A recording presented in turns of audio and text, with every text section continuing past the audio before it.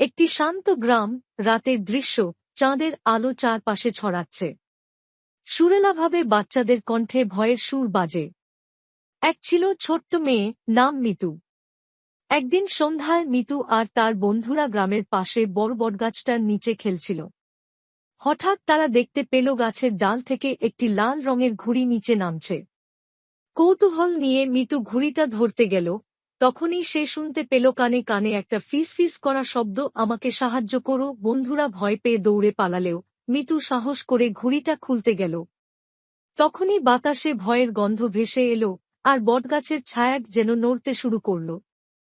কিন্তু অবাক করার বিষয় হল, ঘুড়ির ভেতর থেকে বের হল ছোট্ট এক ভূতের ছায়া, যে কান্না করতে করতে বলল, আমি হারিয়ে গেছি।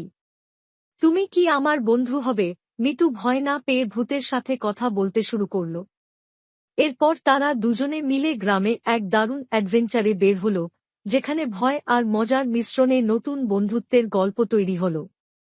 শেষে মিতু আর ভূত একসাথে খুশি, বটগাছ শান্ত, এবং তাদের দিন এভাবেই কাটতে লাগল।